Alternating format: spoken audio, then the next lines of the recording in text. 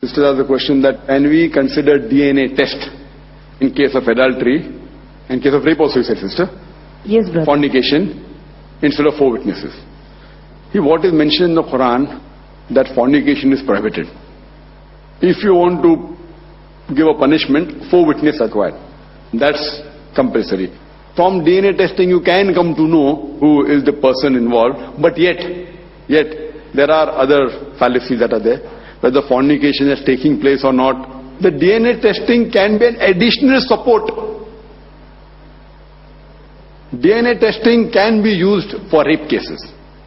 According to Islamic Sharia, a person who is a rapist should be put to death, according to a Sahih Hadith. But if you don't find 4 witnesses in case of rape, in this case solitary witness is sufficient, it can further be substantiated by DNA testing also for rape, but not for fornication.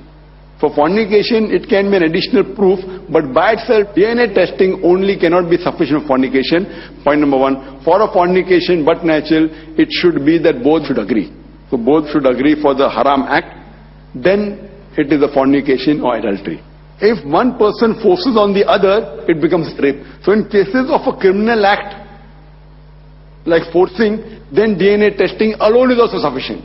But if it's an agreement of both, then 4 witnesses is a must.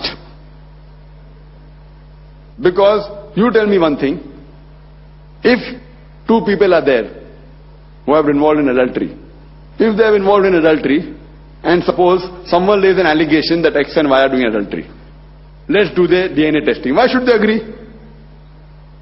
So to let a DNA test be done, you again require 4 witnesses. Because it's laying an allegation against the modesty. The moment I'm doing a DNA test, that means I'm doubting that person's modesty. So to lay an allegation, Quran says 4 witnesses. So if you doubt Mr. X and Miss Y are involved in adultery or fornication, so first you require 4 witnesses to do the test. So even if 4 witnesses, whether the test comes true or not, that is sufficient. To substantiate, you can do the test and prove it. But point number 1, that how will they undergo the test? You can't pressurize anyone. Tomorrow says this person, let's do the test. Why? You are laying an allegation that he has had some extramarital sex. Let's do an STD test. How can you do? So for that also you require 4 witnesses. But for rape is different. Rape, a lady is saying that that man has done zina bil jabr. She herself is a solitary witness. In this case, DNA testing can be the solitary proof along with other evidence.